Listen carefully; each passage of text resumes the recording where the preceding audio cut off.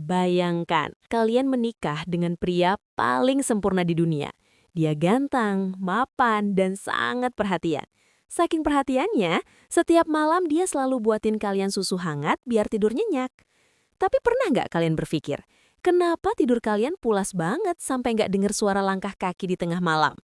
Nah, hari ini Tante Irma bawa kisah Siska yang nekat pura-pura pingsan demi membongkar rahasia suaminya yang terkunci rapat di bawah lantai rumah mereka.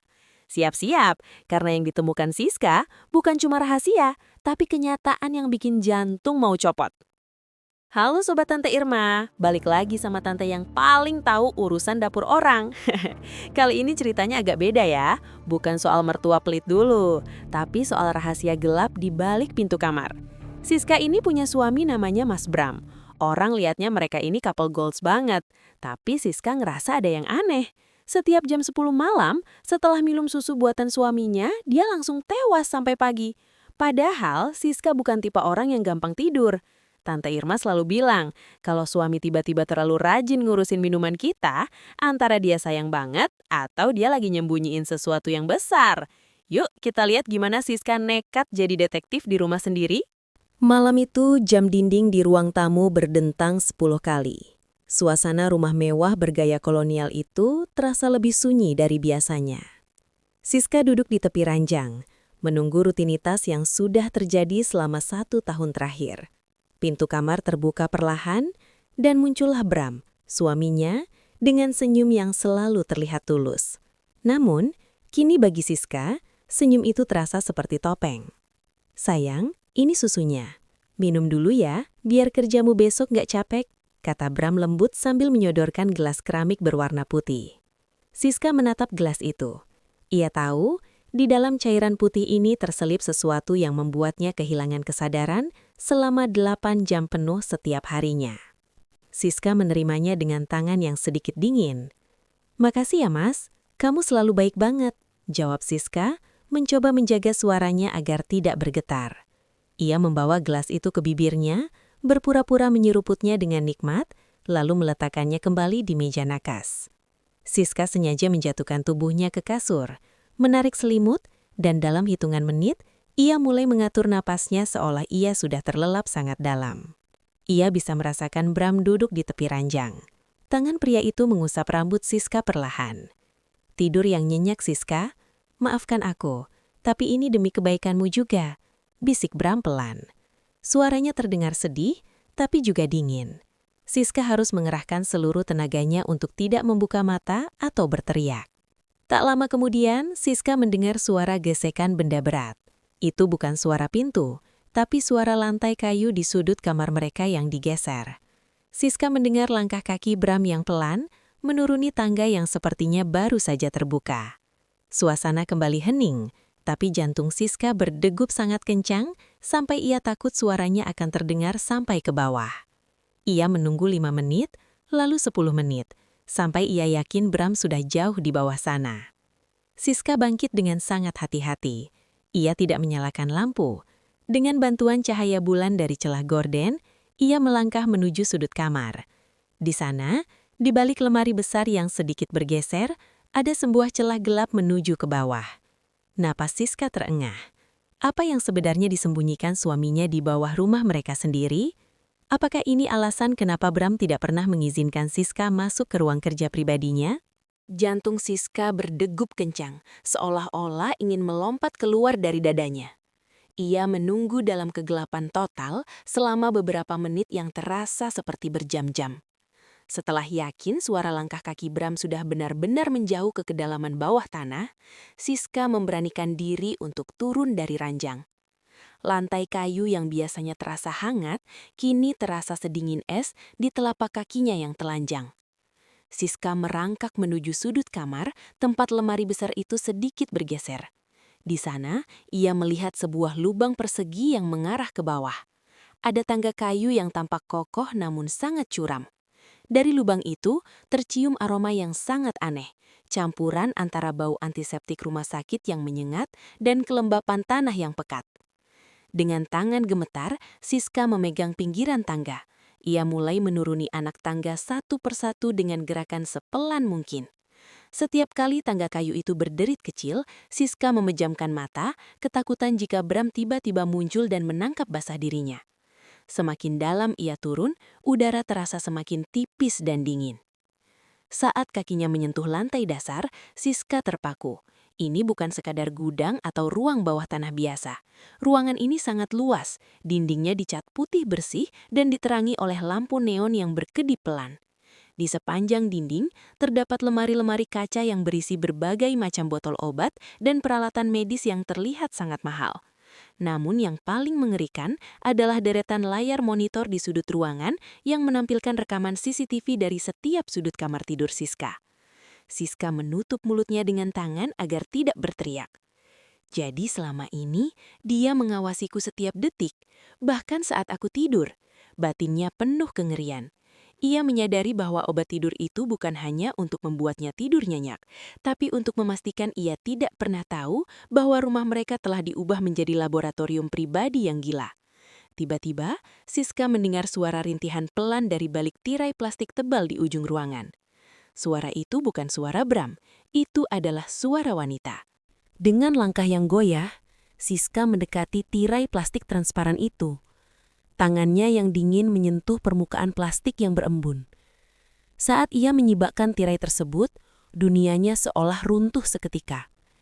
Di balik tirai itu, terdapat sebuah tempat tidur medis yang canggih, lengkap dengan berbagai selang infus dan monitor detak jantung yang berbunyi tit, tit, tit secara teratur.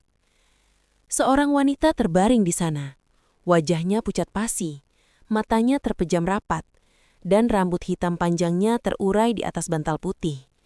Namun, bukan itu yang membuat Siska jatuh terduduk di lantai. Yang membuatnya hancur adalah wajah wanita itu. Wanita yang terbaring koma itu memiliki wajah yang identik dengannya. Hidungnya, bentuk bibirnya, bahkan tahi lalat kecil di dekat mata kirinya. Semuanya sama persis dengan yang Siska lihat di cermin setiap pagi. Siska berasa seperti sedang melihat mayatnya sendiri. "Siapa? Siapa kamu sebenarnya?" bisik Siska dengan suara yang pecah. Ia melihat sebuah papan informasi medis yang tergantung di ujung tempat tidur. Dengan tangan gemetar, ia membacanya. Nama yang tertera di sana adalah Maya Adisti. Siska teringat sebuah foto tua yang pernah ia temukan di dompet Bram saat mereka baru berpacaran. Wanita yang disebut Bram sebagai kakak perempuan yang sudah meninggal dalam kecelakaan. Siska menyadari kebenaran yang sangat pahit. Bram tidak pernah mencintainya. Pernikahan mereka selama 1 tahun ini hanyalah sebuah sandiwara besar. Bram menikahinya karena Siska adalah replika sempurna dari Maya yang sedang koma ini. Tiba-tiba, suara langkah kaki terdengar kembali dari arah tangga. Cepat dan berat. Itu Bram. Siska panik. Tidak ada tempat untuk bersembunyi di ruangan yang terbuka itu selain di balik tirai plastik di samping tempat tidur Maya.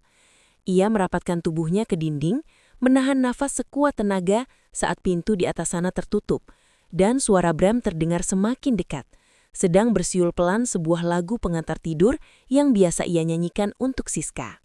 Siska meringkuk di balik lemari besi, tepat di samping tabung oksigen yang mendesis pelan.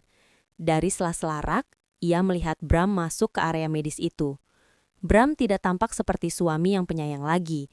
Wajahnya dingin, kaku, dan penuh obsesi.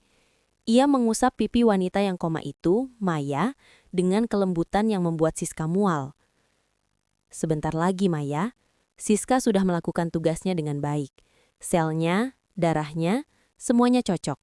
Kamu akan kembali padaku, bisik Bram dengan suara parau. Siska hampir muntah mendengarnya. Jadi selama ini obat tidur itu bukan hanya untuk membuatnya pingsan, tapi mungkin Bram juga mengambil sampel sesuatu dari tubuhnya saat ia tak sadar. Siska melihat sebuah meja kerja di sudut ruangan yang penuh dengan tumpukan dokumen.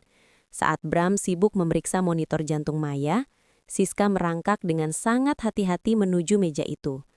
Ia menemukan sebuah buku harian medis. Di dalamnya, Bram menuliskan rencana gila, proyek kebangkitan. Ternyata Maya bukan kakaknya, melainkan tunangan Bram yang mengalami mati otak akibat kecelakaan hebat 5 tahun lalu. Bram yang merupakan seorang ahli saraf jenius yang dipecat dari rumah sakit, telah menggunakan Siska sebagai bank organ hidup dan donor sumsum tulang belakang secara diam-diam untuk memulihkan fungsi saraf Maya. Setiap malam, Bram menyuntikkan zat dari tubuh Siska ke dalam tubuh Maya. Siska menyadari kenapa belakangan ini ia sering merasa lemas, pusing, dan memar-memar di punggungnya. Ia bukan sekedar pengganti wajah, ia adalah suku cadang berjalan bagi wanita yang dicintai Bram. Air mata amarah bercampur takut membanjiri wajah Siska. Ia harus keluar dari sana. Ia harus melaporkan kegilaan ini sebelum ia benar-benar habis dihisap oleh obsesi suaminya. Siska tahu ia tidak punya banyak waktu. Ia berusaha merangkak kembali menuju tangga kayu saat Bram sedang membelakanginya, sibuk menyiapkan suntikan besar berisi cairan bening. Setiap jengkal lantai terasa seperti ranjau yang siap meledak. Namun, tepat saat tangan Siska menyentuh anak tangga pertama, sebuah musibah terjadi. Bip, bip, bip. Ponsel Siska yang ia simpan di saku daster bergetar keras. Sebuah alarm pengingat minum vitamin yang lupa ia matikan. Di ruang bawah tanah yang sunyi itu, suara getaran ponsel terasa seperti ledakan bom. Bram mematung. Kepalanya berputar perlahan ke arah tangga. Matanya yang tajam langsung menangkap sosok Siska yang sedang memanjat tangga. Senyum mengerikan mengembang di bibir Bram. Senyum yang sama sekali tidak pernah Siska lihat sebelumnya. Siska? Sayang, kamu tidak tidur. Suara Bram terdengar sangat tenang. Namun, langkah kakinya yang berat mulai mendekat dengan cepat ke arah tangga.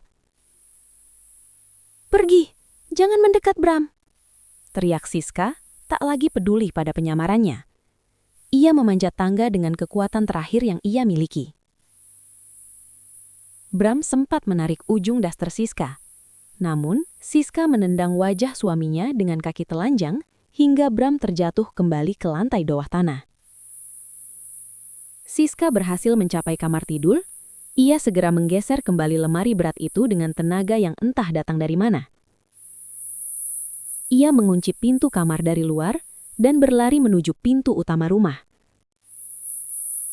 Namun, saat tangannya menyentuh gagang pintu depan, ia menyadari sesuatu yang mengerikan. Bram telah mengganti semua kunci rumah dengan sistem digital yang hanya bisa dibuka dengan sidik jarinya. Siska terperangkap di dalam rumah mewah yang kini menjadi labirin maut. Suara hantaman keras terdengar dari arah kamar tidur. Lemari berat yang menutupi pintu rahasia itu bergeser kasar. Bram berhasil keluar. Siska berdiri mematung di ruang tamu yang gelap, memegang sebuah vas bunga kristal sebagai satu-satunya senjata yang ia temukan. Napasnya memburu, matanya liar mencari celah untuk kabur. Namun setiap jendela sudah teralis besi baja yang tertanam kuat di dinding. Siska, kamu merusak semuanya. Suara Bram bergema di lorong rumah. Tenang namun bergetar oleh amarah yang tertahan. Aku melakukan ini untuk kita. Aku mencintaimu, tapi aku tidak bisa membiarkan Maya mati. Kalau kamu menurut, kita bisa menjadi keluarga yang utuh. Bram muncul dari kegelapan lorong. Di tangannya, ia memegang sebuah alat kendali jarak jauh, remote, dan sebuah alat suntik yang tadi ia siapkan. Wajahnya tidak lagi menunjukkan tanda-tanda kemanusiaan, hanya ada obsesi murni. Utuh, kamu menjadikanku suku cadang manusia, Bram. Kamu pembohong, kamu monster. Teriak Siska, suaranya parau karena tangis dan amarah. Siska menyadari bahwa ia tidak bisa menang secara fisik. Ia harus memancing Bram ke tempat di mana sistem keamanan itu berada. Ia berlari menuju ruang kerja Bram, satu-satunya ruangan yang selalu terkunci. Dengan sisa tenaga, Siska menghantamkan vas kristal itu ke panel kaca pintu ruang kerja hingga hancur. Di dalamnya, ia melihat deretan server dan unit komputer yang mengontrol seluruh rumah. Bram panik. Jangan sentuh itu Siska, itu nyawa Maya. Siska menyadari bahwa sistem pendukung hidup maya di bawah tanah terhubung dengan server di ruangan ini. Ia berdiri di depan kabel-kabel utama. "Buka pintu depannya, Bram, atau aku cabut semua kabel ini dan kekasihmu itu akan pergi selamanya." Bram terjatuh berlutut. Kesombongannya runtuh saat melihat Siska benar-benar memegang kendali atas obsesinya. "Jangan, tolong jangan lakukan itu. Aku akan buka pintunya," isak Bram.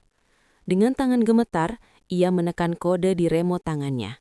Suara klik elektronik terdengar dari arah pintu depan. Siska tidak langsung lari. Ia menatap Bram dengan pandangan menghina. "Kamu mencintai bayangan, Bram, sampai kamu lupa bagaimana cara mencintai manusia yang nyata." Siska segera berlari menuju pintu depan. Namun sebelum ia keluar, ia melakukan satu hal yang tidak diduga Bram. Ia tidak mencabut kabel pendukung hidup maya, melainkan mengirimkan sebuah rekaman video yang diam-diam ia ambil di bawah tanah tadi ke kontak grup warga desa dan pusat polisi melalui komputer Bram yang sudah terbuka. Siska melesat keluar ke udara malam yang dingin.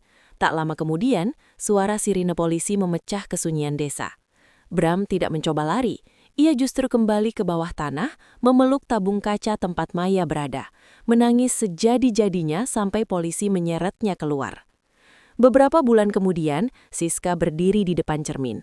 Tidak ada lagi obat tidur, tidak ada lagi rasa lemas. Ia telah mendapatkan kembali hidupnya. Wanita di bawah tanah itu, Maya, ternyata berhasil diselamatkan dan kini dirawat di rumah sakit jiwa yang layak untuk rehabilitasi. Karena ternyata ia adalah korban penculikan Bram bertahun-tahun lalu yang dipalsukan kematiannya. Siska kini bebas. Ia sadar, cinta sejati tidak akan pernah menuntutmu untuk menjadi orang lain, apalagi mengorbankan nyawamu demi sebuah obsesi gila. Tante sampai merinding sendiri ceritainnya Sobat Tante Irma. Tuh kan, bener kata Tante, jangan pernah terlalu percaya sama susu hangat yang dikasih suami kalau gerak-geriknya mencurigakan. Cerita Siska ini ngajarin kita satu hal penting. Intuisi perempuan itu tajam banget, setajam silet. Kalau kalian ngerasa ada yang gak beres, mending pura-pura pingsan kayak Siska, daripada pingsan beneran tapi jadi onderdil orang lain. Cinta itu harusnya bikin kita merasa aman, bukan malah bikin kita takut buat bangun tidur. Jadi buat kalian para suami, jangan macem-macem ya. Istri sekarang sudah pada pinter, apalagi kalau mereka langganan nonton Tante Irma. Oke deh, sampai ketemu di misteri berikutnya ya. Jangan lupa subscribe dan nyalakan loncengnya. Siapa tahu cerita kalian yang Tante bahas berikutnya.